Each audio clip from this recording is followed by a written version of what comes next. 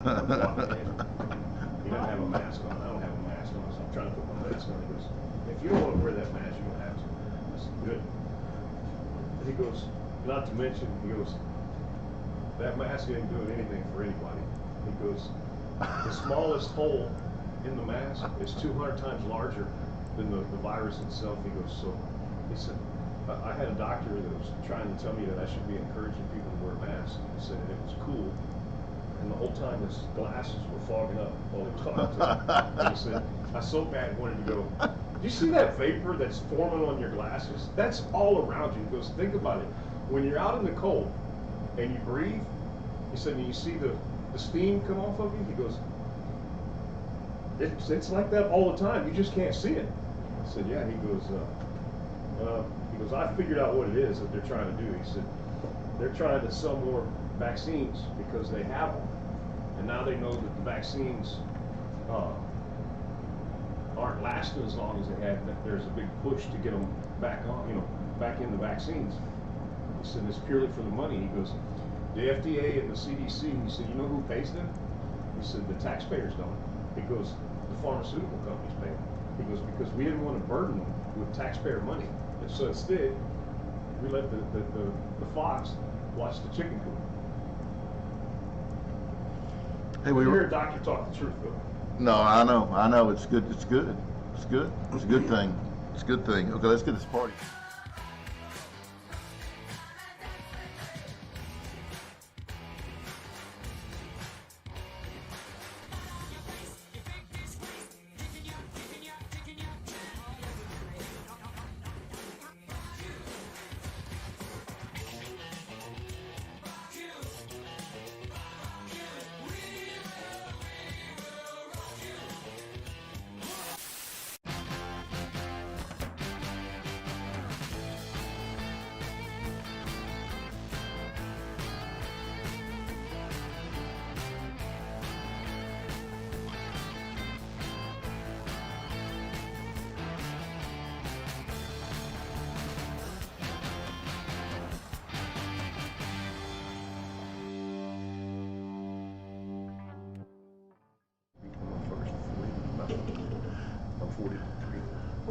Hey guys,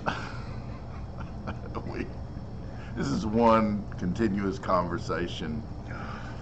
We want to welcome you guys back. It's dark as shit in here. Look how dark it is. It's because you're wearing that black shirt. Look, guys, we know it's dark, but AJ's blinds broke. So we got a kind of a sheet hanging up over it. It helping. But anyway, we want to welcome you back. We want to welcome us back. Hey, it's still dark as hell. Look at it. I don't know what the hell. Anyway, we want to welcome you back to Barside Jive after our lengthy vacation that started out like a 2-weeker. Now it's been 6-8 weeks. Man, who's counting? I know, but we're finally back. We're glad to be back. We're here, present, accounted for, and I hope you guys are doing good. I hope you missed us a little. I don't know. You think they missed us? Probably not. Probably not.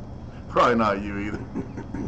But I am DC, your host, and this guy right here is my bro, my buddy, my amigo, my pal, my partner in crime, my compadre, my brother from another mother, my friend for life, AJ. How'd you like that? It's pretty good. It's pretty good, yeah. Where are we, AJ? We're at 651 South Main Street in the beautiful downtown city of Grapevine. Historical Downtown Grapevine, Texas. That's right, guys. It's historic here, mainly because we're here. And I think we should do a toast since we're back in the saddle, AJ. Or you want to? No, let's do this. Yeah. You're right. Here's to another season of Barside Jive. We are hoping that you had an outstanding weekend. Was yours good? Yeah. Took Friday off. Did you? Laid in the bed. Did you? In pain. Oh, you're back. Who runs the show when you're gone? Morgan. Morgan. Well, it's a good thing you can count on her, isn't it? Yeah, she's awesome. One of these days, she'll have her own chain of AJs. She'll have 12 of them across the country. Barside Jive is sponsored by the legendary folks at the Zoo. On vocal. Yeah, the Zoo, king of classic rock, got those deep cuts, those B-sides, all that stuff you'll never hear on that, oh my gosh, you'll never hear on that corporate radio. The Zoo is streamed universally 24/7, 365 at vocalnow.com. And remember, vocal is intentionally misspelled with a K. VOKALNOW.com. Thank you. Okay. Okay. I hadn't even been drinking.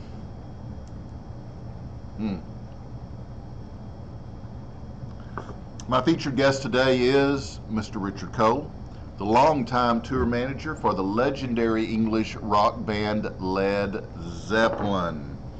There Richard is. What a great guy.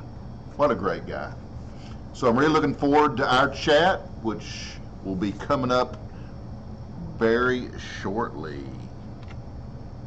And, oh, we got some breaking news here. The president is actually in the Oval Office as we speak, AJ, taking some more executive action. So I think we got a live shot. You ready? Yeah. There you go. There's your president. Is he eating an Uncrustable and sucking on a juice box? I imagine he is. I imagine he is. Oh, hey! We got a PSA. Your testicles and you. Take a good look. These are the unlucky ones. These unfortunate souls are suffering from ESS, enlarged scrotum syndrome. Here at the Atlanta Genital Institute, teams of doctors are at work around the clock to cure this dreaded affliction. Hi, I'm Dr. Zillman, and I'd like to talk to you about your testes. The human testicle is not unlike a balloon. Sometimes it is empty. And sometimes it is full. And sometimes, maybe this will help you understand.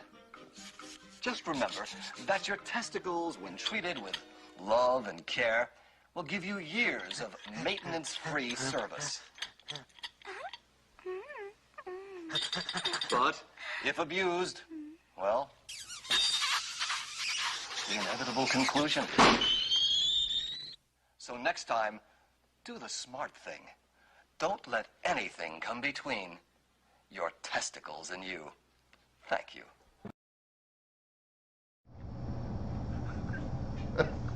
I mean, guys, who else has a PSA on testicles in their show? I mean, really, where else can you get this kind of content? It's kind of weird. I came from the doctor today.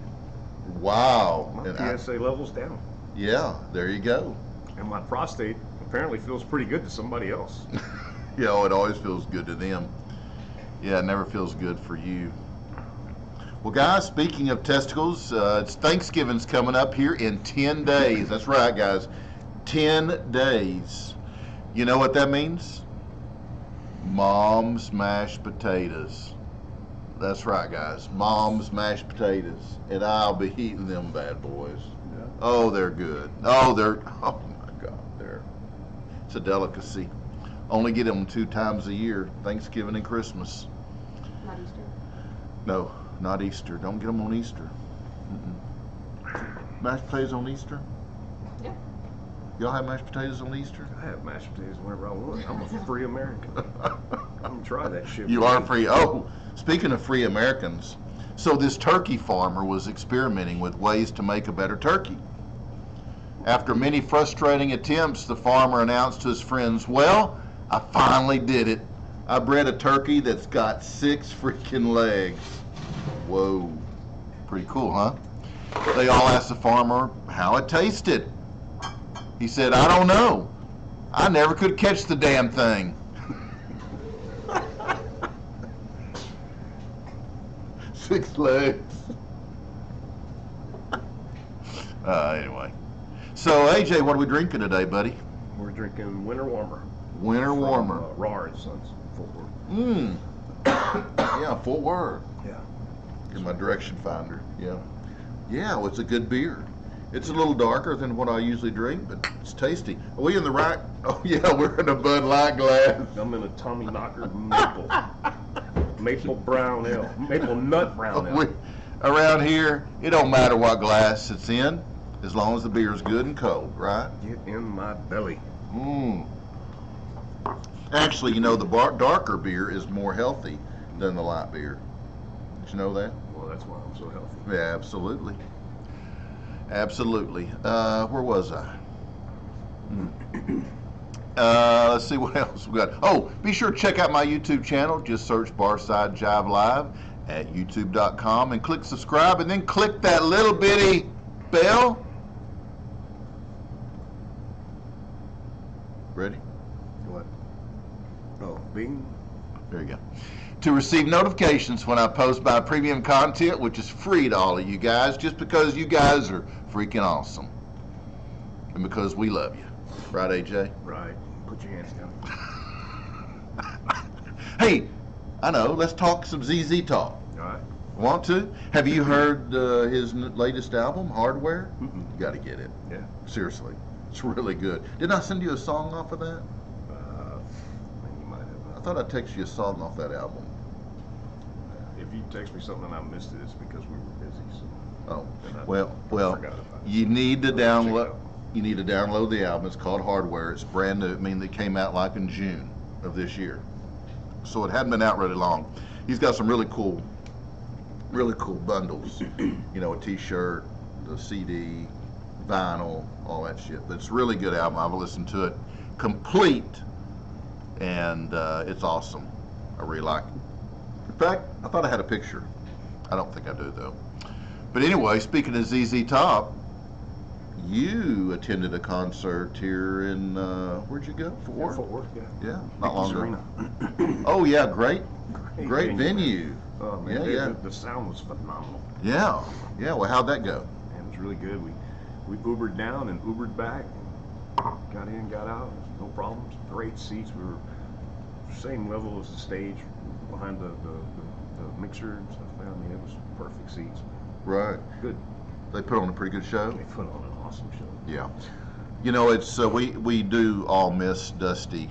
I'm sure he doesn't miss us as much as we miss him, but I'm gonna tell you that Elwood has really done an amazing job filling. You know, I mean, the cool thing about it, Dusty wanted him to do it, and then he's like really taking ownership of the role, and he's really coming out, man. I think he's doing a great job. In fact, I got a photo somewhere. Actually, we need to do a shot for ZZ Top. How'd that go? A shot for ZZ Top kind of rhymes, doesn't it? Okay. Sure, Morgan, you gonna get in there, get into this action. Okay. Many more years, guys. Yeah. Kind of missed my mouth on that one. What was that? That was Ghost Pepper Tequila. Ghost Pepper Tequila. Who's that made by? Ghost.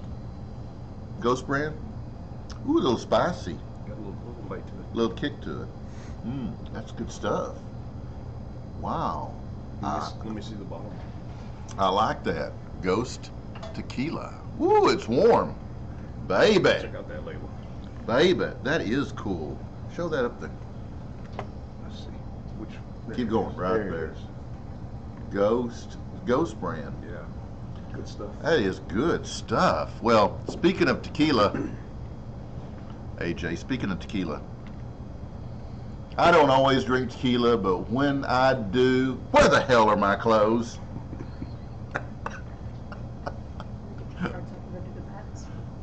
Sorry. You gonna do mats? Yeah. That sounds fun. Actions. Better you than me. I have my own little way of Little doing rhythm. Does she? that. Huh? Getting the rhythm. You know, Morgan, she's all right, isn't she? I sure like her. Well, anyway, we were talking about Billy and Elwood and how Elwood is really really done a good job of filling the boots there. And I hope those guys just keep playing till they all drop dead, or we drop dead, one or the other. Anyway, he's what is 72? Really? 72? he's early 70s, but they're all, I mean, shit, I mean, woo, dude, like I told you, the next 10 years is gonna get ugly. But yeah, what a great band, a lot of history there. Of course, us being Texans, you down there in Houston where Billy's from, and me being up here where Dusty and Frank and Dusty are from, then it's... The concert was really, really cool. It was a younger, new country artist, and then it was Pat Green. Oh, really? Yeah. And right after Pat Green, here comes ZZ Top, man. So wow. You had country opening for... Yeah. That's good. And before the concert, I heard an interview with Pat Green, and he was talking about when he first signed his contract. It was in Austin, Texas, on Billy Gibbons' desk. Really? Is that cool or what? Really? I mean, we've talked about this before, how music is intertwined. Yeah. And yeah. It's not like it's just rock, right, country, right, rhythm and blues. It's a mix. Right. And I know when you go to see George Strait, you expect to see country music. Right. But you wouldn't know that George Strait and ZZ Top are buddies. Right. It just doesn't. Right. I guess it just didn't register with me for all the time. Until I think the biggest one that brought all of that out was Hank Jr. when he showed how many people that he partied with. It was Van Halen, ZZ Top. Everybody was all just one big party for him. Yeah. It's pretty cool. Yeah. There's a lot less separation than what you think. Yeah. I mean, yeah, that's really cool. Well, anyway, back to ZZ Top. So, Elwood's wife. Boom. I thought this was cool. She's wearing this shirt. Who the fuck is Elwood Francis? No one knows. Not many know, but they will, because I think Elwood's there to stay. He's doing a fantastic job. So go Elwood. Rock on, brother. Yep, go Elwood. And then we've got Dusty Hill in heaven. Dusty's up in heaven looking down, and he wants a little free bird. So give Dusty some free bird. That's right. That's what I'm talking about.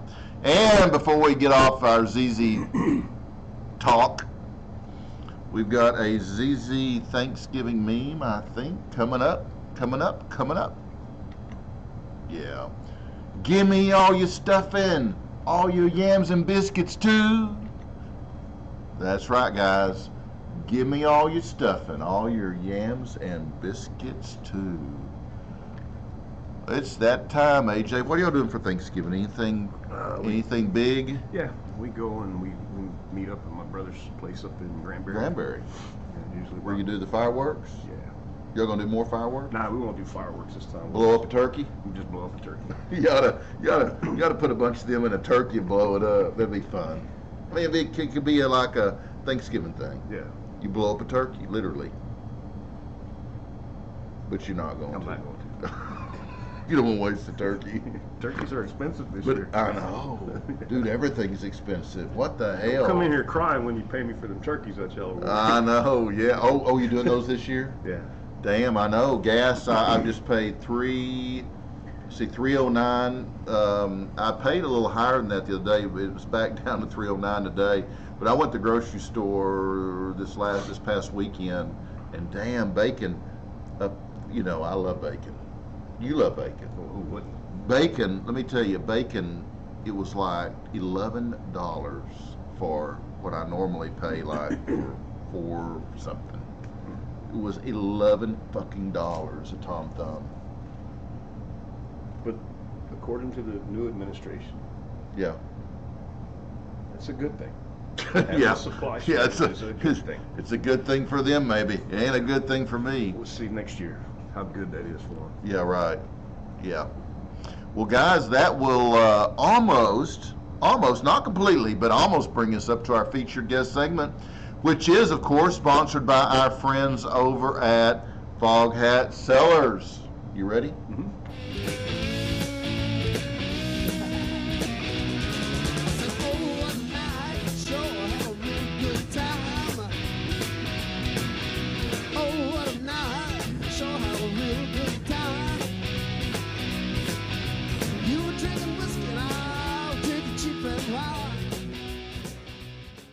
Hi DC, thanks for having us on your show.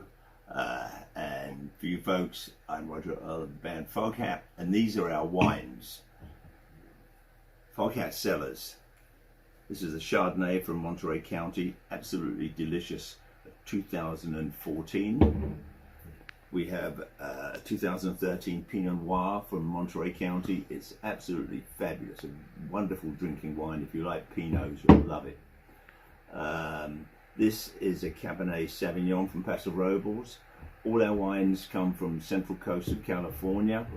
Steve Rasmussen is our winemaker. Though in fact myself and Linda actually get involved in the making of some of our wines. Drink, enjoy, go to foghatcellars.com to find out how to get them. Thanks, bye.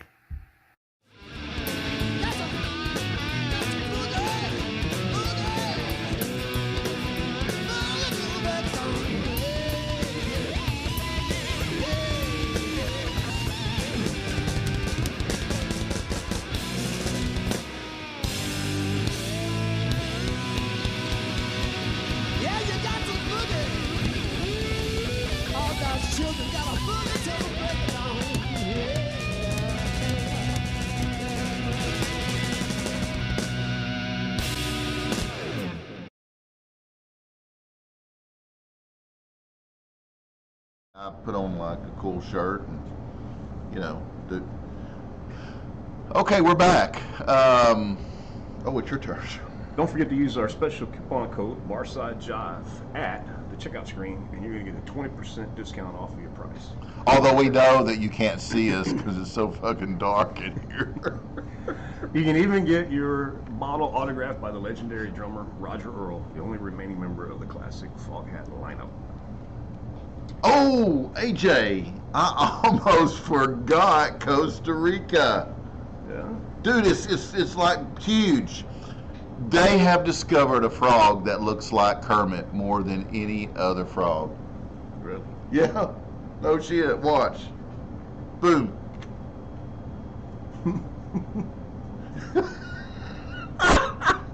Is that not right? That's right. Just like it. It's fucking Kermit in the reel. I wonder what he tastes like. Dude, we can't eat Kermit. Dude. Throw some hot sauce on Can't there, eat some Kermit. No, we can't eat Kermit. Dang. Anyway, I gotta see it again. Right? It's perfect. It's perfect in every way, guys. Hey, if you watch this show, you will learn more than you will ever learn watching regular TV. Yeah. Right, AJ? Whoa, whoa, whoa, whoa, whoa. I learned how to drink. Well, guys, before we conclude the show, we got to do one more little shot. I'm going to do some Ghost here. Oh, that's good. Woo! Well, that's so good. But as I mentioned earlier today, my featured guest is Richard Cole. What a great guy he is, too. Great guy. This interview you're going to see today was recorded on June 29th of 2020. Actually, it was supposed to be a series of interviews, and although we had another interview scheduled the following week, Richard was hospitalized and had to cancel. Due to his ongoing battle with cancer and his declining health, this was Richard's last interview. I am blessed to have been given the time I had with my friend Richard Cole.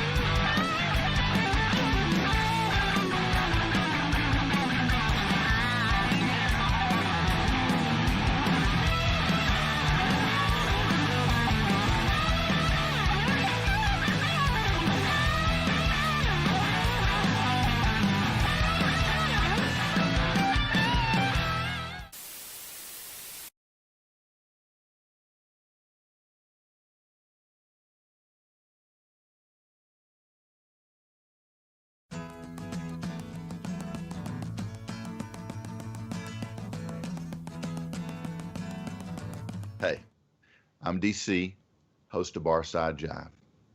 Richard Coe was the tour manager for Led Zeppelin for 12 years. He has also traveled with other rock bands and artists, including Black Sabbath, The Who, Eric Clapton, The Yardbirds, Three Dog Night, Lita Ford, Ozzy Osbourne, and Vanilla Fudge, as well as many others. No one knew Led Zeppelin like Richard Coe. The band's tour manager for more than a decade, Coe was there when they burst onto the music scene, achieved cult status, cut platinum records, and I'd say it's a bit changed now, but it was like a working class, not a rough working class area, but it was northwest London. Okay. Between Kilburn, Harlesden, and the Harrow Road and Ladbroke Grove. It was actually, when you look, it was a lovely place to live, actually, although I didn't appreciate it then. You know, the houses around there now are over £1 million each. I mean, it's become a very popular area for people to want to live in. But Right. Growing up, it wasn't quite like that. It was more sort of working class people around most of it. Right. Tell me about your family, Richard. My mother was Irish and my father was from Paddington. He was an aircraft engineer, used to be a metal architect, and then he went to work for Rolls-Royce. And hang on a minute. Okay, Ken. All right, see you later. Bye, Robert. Thank you, bye. Sorry, that's the builder leaving. No, it was a nice childhood. I'm an only child. There were a few other kids on the sort of small block where I lived. There was about, I think it was 7 or 8 houses along each block.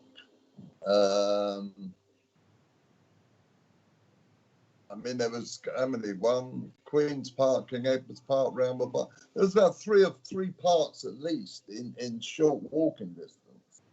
One of them had an outdoor swimming pool and cricket nets and football pitches and stuff like that.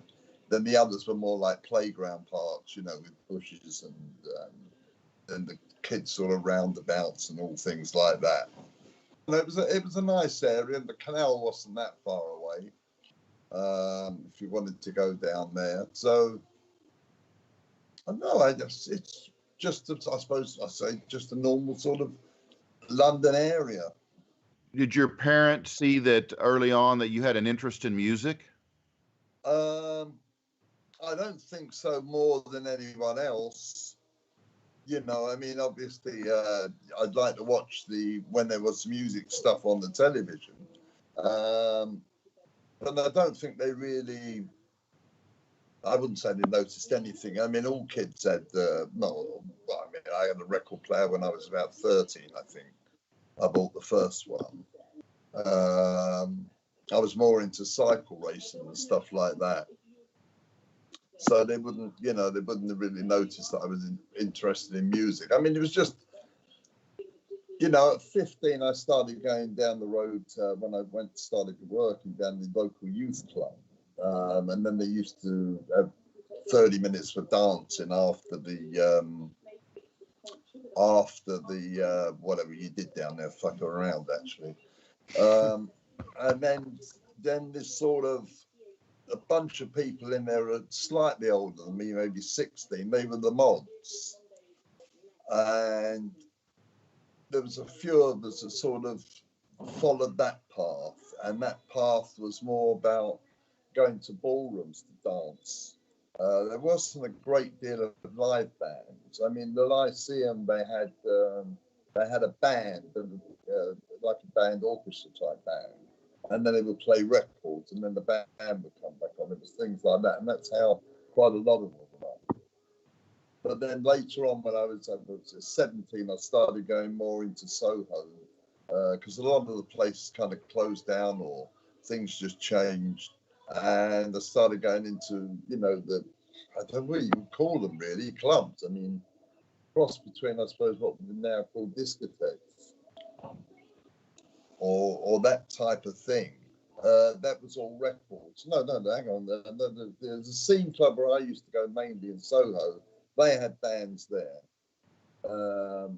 Who played there? There was a variation of bands. You know, there was a time when the early soul bands and stuff like that were coming along. Also jazz bands.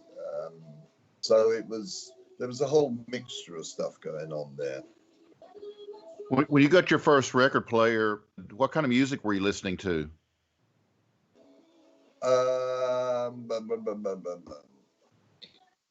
Well, 13, 14, I don't know, I suppose Elvis Presley, stuff that was more or less in the charts, which you would hear somewhere first, if that makes sense. You know, I wasn't following any blues or anything like that. It was just more that was sort of popular music of that time. Right. More from America. Not so much really from America. I mean, I did buy quite a few because there was a disc jockey at the Lyceum where I used to go called when I was 14. No, it was purely that. It wasn't until I was 15 that I was you would hear the American music. You didn't hear it that much on the radio, except for Elvis Presley, you know, a few other giant ones. It quite restricted. I mean, it was a radio station that came in, I suppose, what year, I don't know, 62 or something, 62, 63, I don't remember exactly, called Radio Caroline, which were the pirate radio stations. So they played, that's where a lot of the American music came from. Right. Now, I believe I read that although you did okay in school, that you were told by, I guess, the principal that maybe you needed to go to work. Yeah, they didn't particularly, because my birthday was the day that they started the new term. They sort of palmed me off to go to work.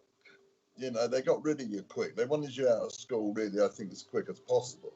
Especially if you were a bit of a handful. So I started, the kids went back to school and started the term, which was supposed to be the spring term from January to whenever. And I went to work. So were you a handful? Well, I suppose so, but nothing that much, really.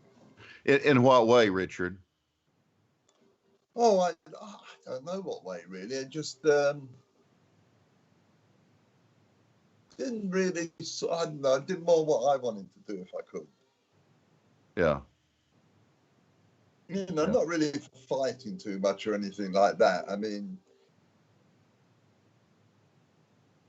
I think they just, you know, they just, as I say, you know, they wanted to move people out when they became to 15. You know, if they could move you out, then they moved you out. You know, when you were 15, unless you were in a grammar school, then I think that went on until you were 16. But school finished when you were 15. So I think that was sort of whole idea really behind it. Once you were 15, then they figured you should go to work. Right. Well, what kind of work did you go into? I went into a factory welding milk churns. But I didn't stay there very long. I found out there wasn't a lot of money in it, and so I left there and I went into electronic wiring, and I didn't like that, so I left there and I got a job loading lorries with cardboard, and I lasted a day in that, and I didn't like that, and then I became a scooter mechanic, and I had an argument with the owners, and they got rid of me. And then I got a job as what they call a vanguard or van boy. It was unloading the lorries and travelling. My route was the city in Essex and a few places like that, which I did until I left there Christmas 1960, I suppose it was. And then I wanted a trade, so I wanted to be an apprentice. So I got a job with a company called Lions, which are a food company, as an apprentice sheet metal worker. But then I was on a 6 months trial, and after the 6 months, they got rid of me because I didn't have a lot of interest in it. I was more interested in polishing up parts of my motorcycle and stuff like that.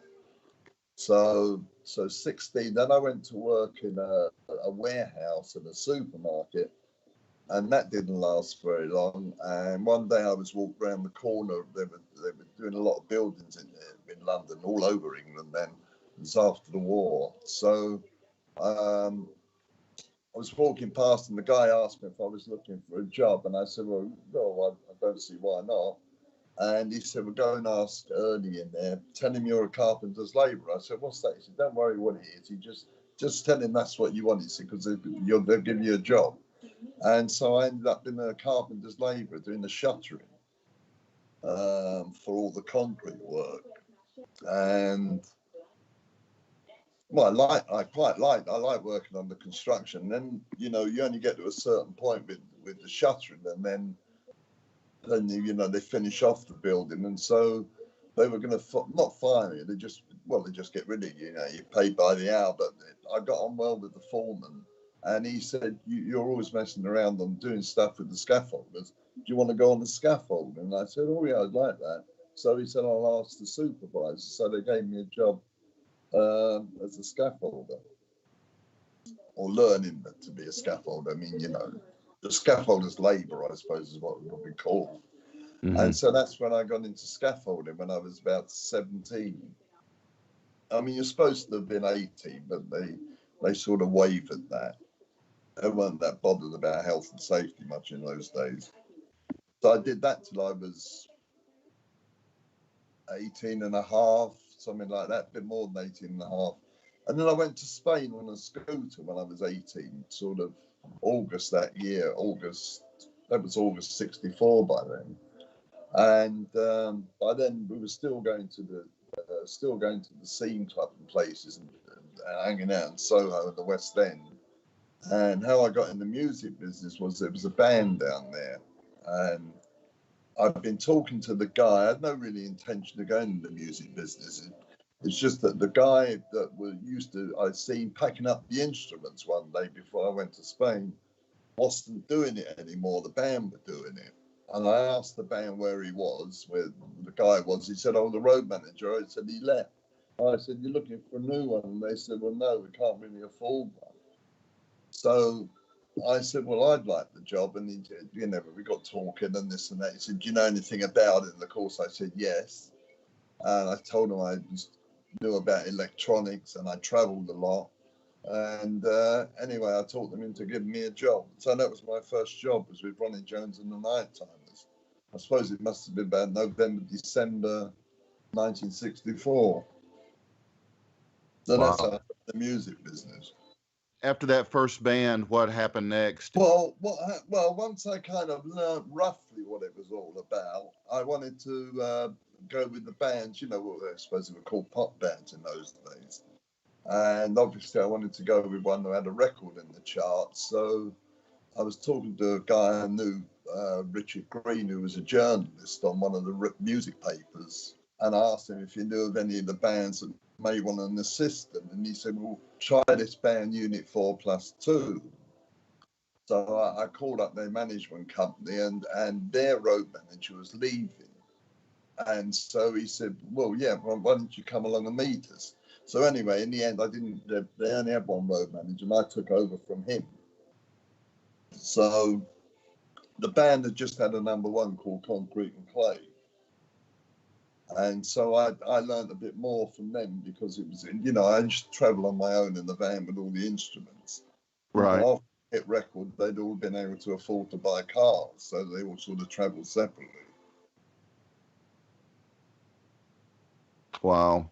Well, you've been tour manager for a number of amazing bands, and leading up to Led Zeppelin.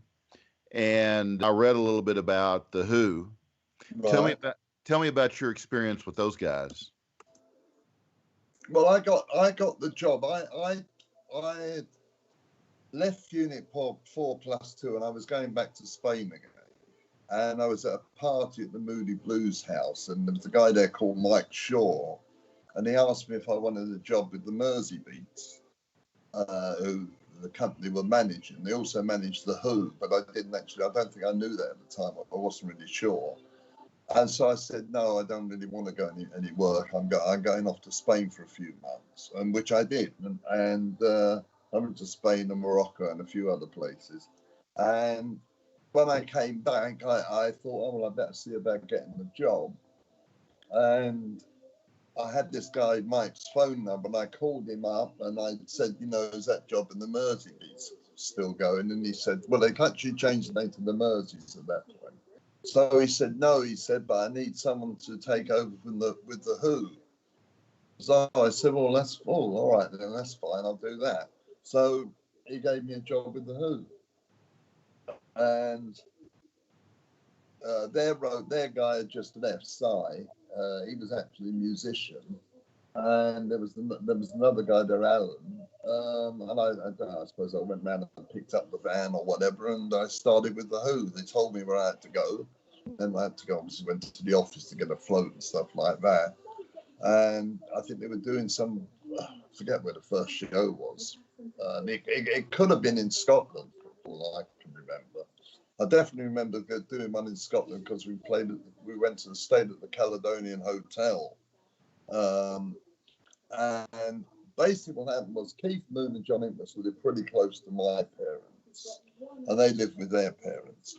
So I would drive round and pick them up because they used to like to travel in the van. They couldn't drive like Roger and Peter. So they would travel in the van with me most of the time. And the other road manager, Neville, or Alan or Neville, then Alan went and then Neville came into Mersey. So that was travelling with the Who. I mean, they were obviously a lot different to Unit 4+2. Well, I'd never seen anything like them before. I mean, I'd seen them some months before when they were the high numbers. They played at a club I used to go to, as I called the Scene in Ham Yard in Soho. But then by this time, they had a hit record I can't explain, and maybe 2 hit records, I think Anywhere Anyhow as well. It was just before my generation, which basically changed everything for me. Right. So, it was, and also, Keith and John, I would drop Neville off, the other road manager, and Keith and John, I would go with them when we go to the nightclubs and all those sort of places, and I'd drop them off home at night, and hot night, I mean, it's morning usually, early morning, and then, pick them up and off to go to the next gig, And then I think it was after, I know when it was, after a gig in Liverpool, they wanted me to rent a car for them and drive them to the next gig, which for some reason I think it was Norwich, but I could be wrong. And so I rented a car for them, and they liked that idea. And then Neville found a friend of his to do the equipment with him, and so I ended up driving Keith and John around more than doing the sort of road management side. Oh, okay. Were they, especially Pete and Keith, their personalities the same off stage as they were on stage? Pretty well. It depends what you mean. Personalities off stage, not. I mean, Pete's was slightly different. I mean, there's a bit quieter off stage, but Keith wasn't much different off stage or on stage. Yeah. John was the same. He was quiet on stage and off stage. And Roger was just Roger. Yeah. How many years were you with the Who? I was with them from I think September or something, 65 till July 66, because I lost my driving license. Oh, you did? Yeah. So once you haven't got a driving license in that business, at that time you were finished. But then I got an international permit, but you're not allowed to drive in England with that. So I think I went to the south of France actually after that. And then when I came back, I got a job with a band called Freddie Mac and the Mac Sound. And the couple of guys who ended up in Procol Harum were with them, BJ Wilson and Alan Cartwright was the bass player for them at one point. And I had a friend of mine did the driving, and I took care of the equipment. So that's how I managed to get that job. And when that was over, I think I must have got my license back. The next job I got, but that was my first tour managing job, was with the Young Rascals when they came to tour in England. So that was, I could have been November 66. It may have been in December. And then when they went back to England, the Searchers needed someone, so I went out on the road with the Searchers for a while they wrote. I think they wrote them doing an operation or something, and that finished on the 31st of December 66. And then after that, it was the New Vaudeville Band where I first met Peter Grant. He was their manager. Okay, gotcha. So then I would go. I mean, there was a tour manager. That was a purely tour managing job with the Young Rascals. The Vaudeville Band was, road manager, do everything type of job. It wasn't until '68 when I went out with the Yardbirds in America. That was the first. After that, they were all tour managing jobs. Well, you had nothing to do with the equipment. I mean, you didn't have to set it up. You looked after the band and all the other arrangements. Is that where you first met Jimmy? Was that with the Yardbirds? Yeah, I first met him at his house. When I was at the New Vaudeville Band, I'd been asked to go down there to pick up some equipment for the Yardbirds. So that's when I first met him. And then the next time I seen him was when they flew to New York with the Yardbirds to start that tour in 1968. You tour managed for the Yardbirds as well, right? That was actually because I'd left the Vaudeville Band because I lost my license again, and then I went to New York and worked for the Vanilla Fudge, and then I left the Fudge and went with the Yardbirds as a tour manager, and then from then on I was a tour manager. So it was just Jeff Beck, Rod Stewart, all the Peter Grant's bands, Terry Reid, and then Led Zeppelin. Right. Richard, I got to ask you, how come you keep losing your driver's license? Speeding.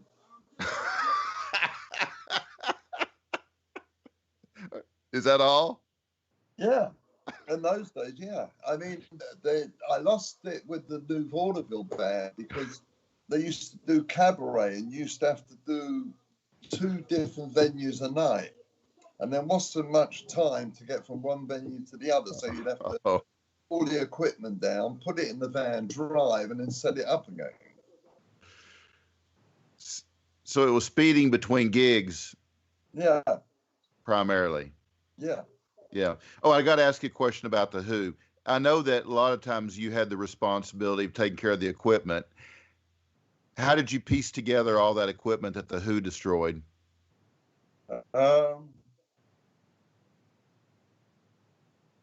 Well, guitar, I mean, the only real problem I had was when Keith really went nuts one night and he smashed his drum kit completely up. And luckily, I'd had a drum kit. I thought I might be a drummer one day. So I had to lend him my drum kit, which he smashed up as well because he didn't like it. The rest of the stuff we used to have to repair. Wow. Well, it must have been a lot of repairs. And of course, Pete's guitars. Yeah, I mean, you can only do so much in the repairs. I mean, I suppose you'd have to go and buy a new one. I mean, it was a lot different in those days. It wasn't like a guitar tech now. I mean, I had no idea whatsoever, and I think did Neville had much idea either of even changing the string on the guitar, let alone tuning the thing. If they broke a string during the performance, then the performance would stop, and Peter'd have to change the string himself. Yeah. And same more or less with the drum kit. Right. Not right now where, they use God knows how many guitars and they got drum techs. Most of them, I think, were musicians because they're really good at what they do. I mean, you have to remember in these days we were all chancers. I mean, you know, the wave of musicians and stuff coming out, they were all, everyone was sort of new at the game. Yeah. And all basically kids. So there wasn't, most road managers got the job because they were the one when the bands were sort of, you know, forming or doing the odd little gigs around the town they lived in. They were the one maybe who owned the van or something. So then he became the road manager, and all of a sudden maybe they get a hit record and things, you know, he would become the road manager. I think with the Beatles, I don't know how Neil started, Nell Aspinall, but I think that Mal Evans, I think he was a doorman or something at one of the clubs when he went to work for the Beatles. And then obviously Ian Stewart, who was with the Stones, he was actually the piano player originally. And then Andrew Oldham sort of ousted him but offered him the job as a road manager. So when I first met him at the London Palladium, I think in 1966, when I went to see the Stones, well, I didn't go to see them, I was with another band, helping a friend of mine out. There was just Ian loading up the band. So it wasn't a sort of, you know, I don't think people that much were inspired to become road managers. I think just in most cases in the early days it just happened, and of course as the business sort of got bigger, then I think, you know, more people latched onto the idea of, oh, maybe I can become the road manager. You know, quite a few of them, you know, like me, didn't even know any of the bands that they worked for, you know, before they went to work for them. But if it hadn't been for music, you might have been doing something completely different, right?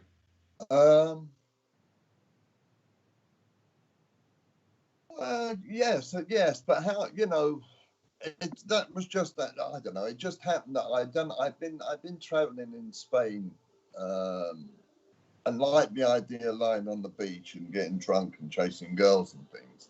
So the music business seemed like the next best thing to me. So that's why, you know, that's what appealed to me originally with it all. So you already knew Peter Grant. Mm-hmm. You knew Jimmy. Right.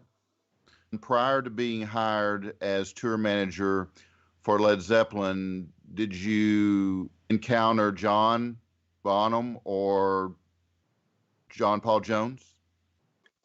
Yes. John Bonham I encountered when I was with the Searchers. I didn't know till one day we were sitting on a plane together, but when I was with the Who and with when I was doing the equipment with bands, you'd often get the support bands. I mean, in the case of the Who, Jim Capaldi and Dave Mason always used to turn up at a gig we do in Malvern, and they would help me carry in the instruments, and so I would let them have a little play on the drums and help me set the drums up and play on the guitars. Well, obviously, you know, band like the Searchers or the Who, they're really good equipment. And when I played, I believe it was Birmingham Town Hall or somewhere, it was New Year's Eve 1966, John Bonham was in the support band. And I let him set up the drums and have a bang around on them. But as I say, that's my first encounter with him. And John Paul Jones, the first band I worked for, Ronnie Jones and the Night Timers, when I went to see them just after I left, they'd got a new keyboard player who was John Paul Jones. So that's when I first met him. But Robert, I never met before. Oh, okay. So how did that happen that you wound up being hired by Peter Grant as the tour manager for Led Zeppelin? Well, because I had done, I did the Yardbirds for him, and then right at the end of the Yardbirds tour, he asked me to fly to Canada to do the new Vaudeville band, and then before they were finished, or I finished them, and then he had Jeff Beck and Rod Stewart coming over to America. And so I went out on the road with Jeff Beck and Rod Stewart, and I believe the new Vaudeville band again I had to go back with, and then back with Beck and Stewart. And then I got a call from Peter and Mickey Mo, said they needed me to go out with Terry Reid, who was another one of Peter's bands. And so I went out with Terry Reid up until Led Zeppelin flew into town on basically the 23rd of, I think it was the 23rd of December, 68. So from then on, I was with Led Zeppelin. But I mean, I asked Peter Grant after we did the Fillmore, in, I think that was around about the 9th of January, 68. Peter and I were driving back to the hotel. I said, "Oh, I could stay with the band because I knew I had a feeling they were going to be very big, and I liked them, and we all seemed to get on well. If I could, just stay with them instead of going from one band to another." Right. So he said, yes. He said, "But I have to come back and live in London." So I said, "Fine." So that's what I did. So that's how I say. Well, I was already with them, and then I just carried on with them. Can you, in just a few words, describe Peter Grant? Peter, how can you describe him? He was a great manager. I mean, he'd been a road manager himself.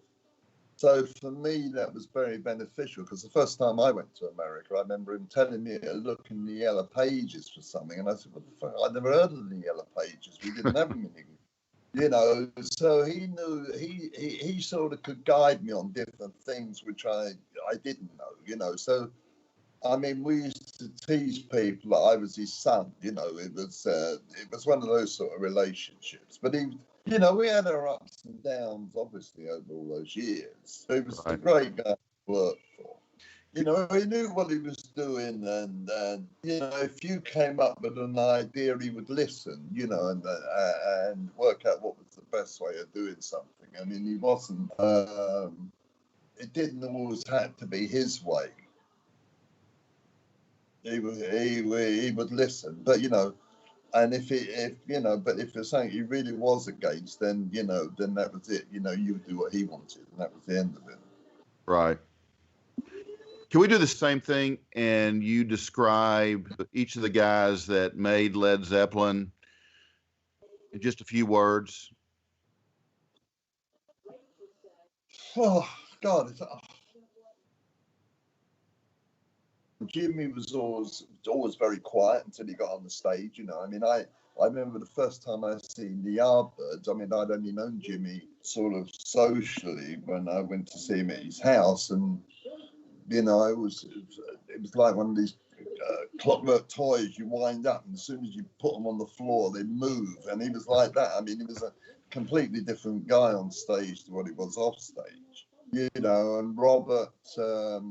It's hard because you watch them growing up and growing into something. So it's hard to describe them when you first met them. I mean, Robert and Bonzo were quite timid. It's the first time they'd been to America, and John Paul Jones had been there, obviously been there before sometime or another.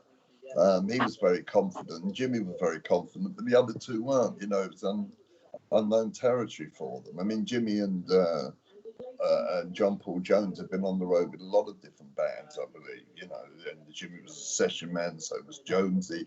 So they were very confident musicians, which I think made a lot of difference. And then the other two sort of grew into it, and everything just grew big, and they grew closer to each other. Well, looking at the photographs that you have in your collection of you and the guys, I mean, apparently you guys all really got along well during the time that you were with them. Yeah, we had a few arguments, but yes, you have to get on well. I mean, you don't have to. It's more beneficial if you do. But no, we did get on well. I mean, I don't think I've had, apart from the Choir Boys, which was in 1990. I don't think there was any bands I got on as well as I think with Zeppelin. I mean, the Who was different. I mean, that was another different relationship. But I got on well with all of them, but I spent more time with Keith and John. I was much closer to them than, say, Roger and Pete, because we travelled a lot together. Right. So what's your relationship like with them now? Well, we obviously don't see each other very often. I mean, I forget when I last spoke to Robert, I think a few months ago. Jimmy I bumped into Christmas or before Christmas in a shop. You know, we don't really keep in touch with each other. Mm-hmm. But then I don't keep in touch with, you know, if you bump into bands. I mean, it's a strange old business. I mean, I don't know how many people keep in touch with bands they work for. It sort of goes their own way, especially after tours. Although this was obviously different because it was one sort of kind of one long tour. You know, it's not like it is now. I mean, you were employed by the band and the management, and that was it. You know, year after year after year, if you stayed with them. Nowadays, you know, they bring you in for a tour, and as soon as the tour's finished or cancelled or whatever happens to it, then you go home and you're looking for another job. And sometimes they'll pull you out on the next tour if they want you, or other times they'll use someone different. So it's a whole different sort of a thing now. I mean, it's changed enormously. I was watching Glastonbury the other night. They got to run the whole thing on it, and I was watching Coldplay, and the lighting system and the you know, that they use today, and it's just incredible. I mean, then I seen David Bowie who played there in 2000, and his lighting system wasn't a great deal different to what I would have been using with Zeppelin about 20 years before. All of a sudden, it all seemed to jump. You know, to now, I mean, you have to have these incredible light shows and things going on. Rewinding just a bit, it seemed like to me that you really had a love for motorcycles. Oh, I had a few of them, yeah. Yeah, did you race? No, only on the streets. Okay. What kind of bikes did you own? I had a 650 Thunderbird, a bored out 750 Tiger 100 that was built in America. I had an Aerial Colt, Kawasaki 1000, Honda 650, another Honda 750, and a Honda 500. I preferred the Triumphs, but you know, I lived in America for years, so you know, I drove a lot of Japanese bikes over there. I got hit. I was coming home one night, and the car was coming at me head on, and I turned the bike, and I got knocked through the air. I mean, I went on the bike, sort of knocked me through the air 12 feet. The bike split in half, threw me another 6 feet, and after that, I thought, oh fuck this, I'll give this up. So I was about 45, and that was like December, it must have been about December, then November 1989. I was with Three Dog Night at the time. Did that happen in America? Yeah. Yeah. I was very lucky. I mean, I was wearing, you know, tennis shoes, jeans, and a leather jacket. I must have covered my head. I wasn't wearing a crash helmet or anything like that. I mean, I forget when they made it illegal to ride without crash helmets in America. It was a lot like England. They changed that law, I don't know, when I was about 18, I think.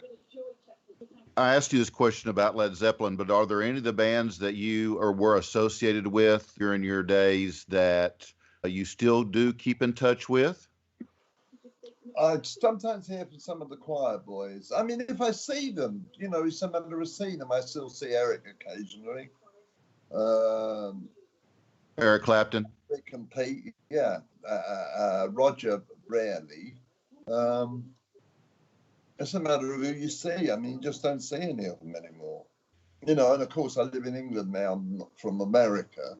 But even living in Los Angeles, you rarely bump into people, strangely enough. Like the old days where, in the 60s, where they would all congregate to a club, you know, like Tramp or Speakeasy, depending on sort of, or Scotch or St. James, depending on how big a band you were and how wealthy you were. But they would all sort of hang out together more. But that sort of all sort of, I don't know when that finished, you know, it just sort of disappeared, all that. The clubs disappeared, and, you know, and a lot of the musicians hanging out with each other in that sort of social aspect of it. They may still do now, I don't know. Yeah. Well, thank you very much. I think this worked really well. I really appreciate your time more than you'll ever know. All right. We'll see you both next week. God bless. Thank you. Thank you so much, Richard. Have a safe week. That's the music business for you. Yes, exactly. All right. All right. It's like the bunches. Yeah. Yeah. All right, guys. See you soon. Bye. Richard, thank you so much. All right. Bye. See you Monday. Bye-bye.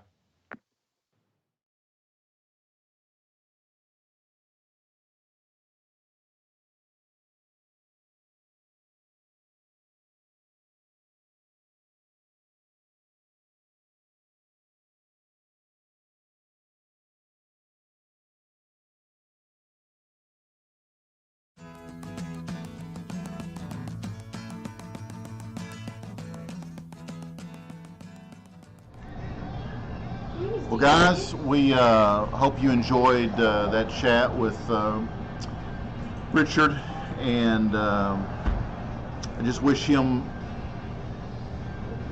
the best. And I thank him for his time. Yeah. Anyway, that's it, guys. I hope you enjoyed Richard as much as I did, and please remember to drink responsibly and don't drink and drive. Anything? You got anything? I got nothing. AJ's got nothing. Okay, guys, we'll see you next week. Okay? What's up, man?